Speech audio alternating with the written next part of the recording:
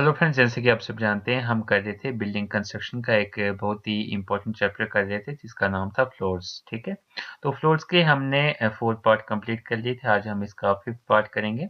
5th part में भी आज हम इसकी इम्पोर्टेंट टर्म्स देखेंगे। फ्लोर्स में जो इम्पोर्टेंट टर्म्स यूज होती हैं उसके बारे में देखने वाले हैं। तो हम स्टार्ट करते हैं। इसमें हमारे पास जो टर्म है वो है ऑयल फिनिश। ठीक है, ऑयल फिनिश का मतलब क्या होता है, ये क्या है? This finish has been around for thousands of years and still a popular choice। ठीक है, तो मतलब thousands of years पहले हम इसका यूज कर रहे हैं और अभी भी ये स्टिल पॉपुलर चॉइस है हमारे पास। ठीक है, this oil wax coating retains the natural character of the wood while increasing durability। तो इसमें हम क्या करते हैं, वुड में एक ऑयल की wax coating, oil wax coating कर देते हैं। ठीक है, ऑयल वैक्स कोटिंग करने से हमारे पास वुड में क्या हो जाता है कि उसकी जो ड्यूरेबिलिटी है, दैट मीन्स उसकी लाइफ जो है वुड की, वो इंक्रीज हो जाती है। मतलब जो नेचुरल करेक्टर है वुड के वो सेम रहते हैं, उसके साथ साथ ही जो वुड की जो ड्यूरेबिलिटी है या फिर जो लाइफ है वो इंक्रीज कर जाती है। ठीक है, this finish has a subtler sheen than a pre-finished lacquered floor। ठीक है, तो उसके बाद हमारे पास जो नेक्स्ट टर्म है वो है रैंडम लेंथ। ठीक है, रैंडम लेंथ क्या होता है?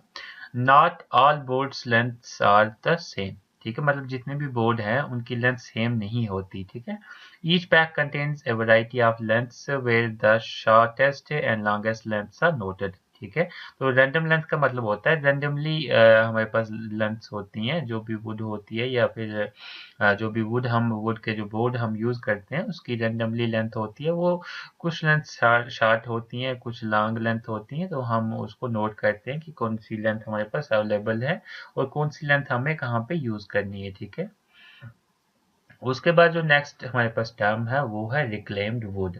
ठीक है, रिक्लेम्ड वुड क्या होता है? Wood that has been saved from an old building और structure, refinished and then used for another project। ठीक है, रिक्लेम्ड वुड का मतलब होता है कि मतलब पुरानी वुड यूज करना। जैसे कि हमारे पास कोई घर बनाया है, उसमें कोई पुरानी लकड़ी पड़ी हुई है, अभी वो कुछ खराब नहीं हुई है, हम उसको दोबारा से यूज कर सकते हैं। ठीक है, तो वही यहाँ पे होता है रिक्लेम्ड वुड का मतलब। रिक्लेम्ड वुड का मतलब क्या होता है, हम देख लेते हैं। Wood that has been saved from the old building. ठीक है, तो जो भी हमारे पास वुड है उसको अगर हम सेव करते हैं एक ओल्ड बिल्डिंग और ओल्ड स्ट्रक्चर से, ठीक है, उसके बाद उसको हम रिफर्निश करते हैं एंड देन यूज करते हैं अनदर प्रोजेक्ट के लिए, उसे हम बोलते हैं रिक्लेम्ड वुड। ठीक है, उसके बाद हमारे पास है सैपवुड। सैपवुड क्या होता है?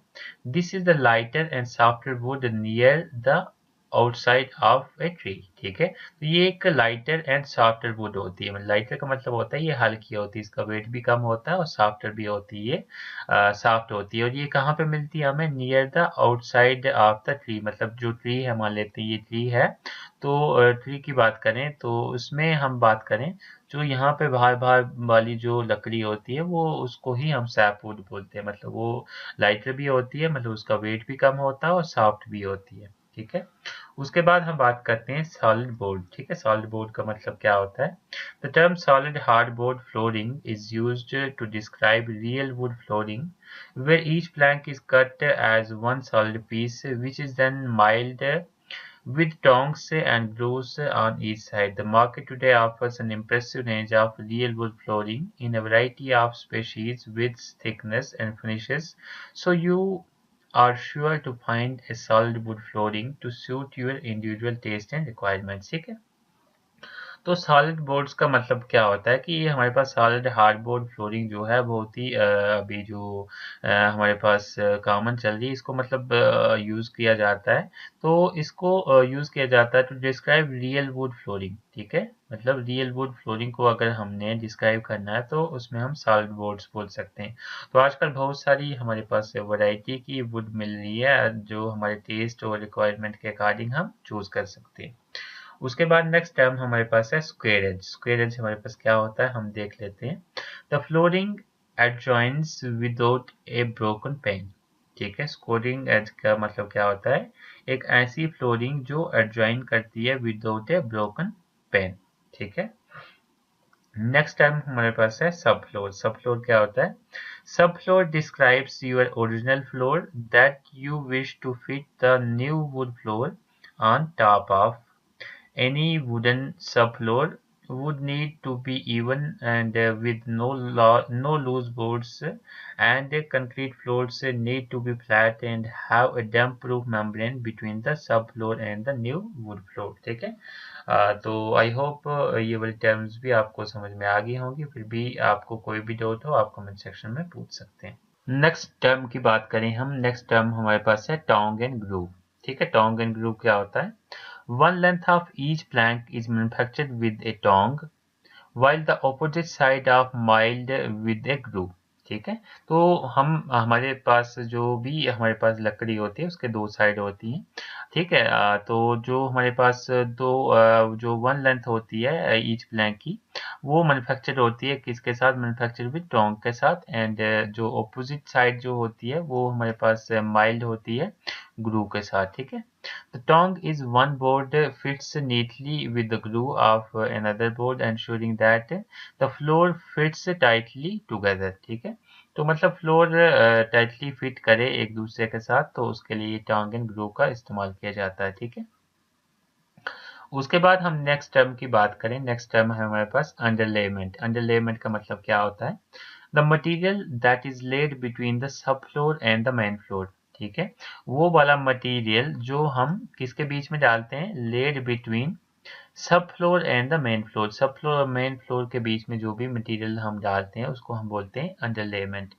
This may act as a vapour barrier. ठीक है, तो ये किसके लिए डालता है? May be as a vapour barrier का काम करता है, ये साउंड बैरियर का काम करता है, साउंड इंसुलेशन का काम करता है, एंड लाइट पैडिंग का काम करता है। तो ये सारे इसके काम है अंडरलेमेंट के। ठीक है, उसके बाद हमारे पास नेक्स्ट इंपॉर्टेंट टर्म है यूवी फिनिश। यूवी फिनिश क्या होता है? यूवी का मतलब होता है अल्ट्रा वायलेट। ठीक है, तो इसमें हम देख लेते हैं। These rays have a chemical effect upon the dried film of finishing material। ठीक है, तो ये जो रेज होती हैं इसका जो इफेक्ट होता है ये केमिकल इफेक्ट होता है upon the dried film of finishing material. Ultraviolet light is commonly used in curing finishes। ठीक है, तो मतलब किसके लिए मोस्टली यूज करते हैं इसको? फिनिश जो है उसको क्योर करने के लिए, मतलब उसको सुखाने के लिए, at the factory for pre finished flooring के लिए। ठीक है, उसके बाद हमारे पास जो नेक्स्ट टर्म है वो है वेपर बैरियर। वेपर बैरियर का मतलब क्या होता है? मतलब वेपर को मतलब रोकना। ठीक है, तो हम देख लेते हैं। Protects the floor from moisture raising from the sub floor. वही मतलब हो गया कि मतलब सब फ्लोर से जो मॉइस्चर आ रहा है वो नहीं आने देना, इसका मतलब होता है वेपर बैरियर का मतलब। ठीक है, उसके बाद नेक्स्ट इंपॉर्टेंट टर्म है हमारे पास विनीर। विनीर क्या होता है? This is the layer of solid wood that is glued on top of plywood core to create an engineered product। ठीक है, also known as wear layer। ठीक है, इसको हम wear layer भी बोलते हैं। तो ये क्या होता है विनीर? This is the layer of solid wood। ठीक है, ये एक लेयर होती है किसकी? solid wood की, that is glued on the top of plywood। ठीक है, तो मतलब प्लाईवुड होती है जो उसके टॉप पे हम एक सॉलिड लेयर चढ़ाते हैं, सॉलिड वुड की एक लेयर चढ़ाते हैं, उसको ही हम बोलते हैं विनीर। ठीक है, उसके बाद नेक्स्ट इंपॉर्टेंट टर्म है हमारे पास वाइट वाश्ड। वाइट वाश का क्या मतलब होता है? The application of either wood bleach और white stain to give a light and colour. ठीक है, वाइट वाश का सिंपली मतलब होता है कि अगर हम किसी भी लकड़ी पे हम ब्लीच कर दें या फिर एक वाइट स्टेन मतलब वाइट धब्बे वहां पे वाइट कोई चीज लगा दें, उसको ही हम वाइट वाश बोलते हैं। ठीक है, to give a light and colour. ठीक है, लाइट एंड कलर देने के लिए हम व्हाइट वॉश को करते हैं। ठीक है, आई होप आपको सभी टर्म्स समझ में आ गए होंगे। फिर भी कोई डाउट हो आप कमेंट सेक्शन में पूछ सकते हैं। और अभी तक आपने चैनल को सब्सक्राइब नहीं किया तो प्लीज़ सब्सक्राइब कर लें। अगर वीडियो अच्छी लगे तो अपने फ्रेंड्स के साथ शेयर करना मत भूलें। Thank you.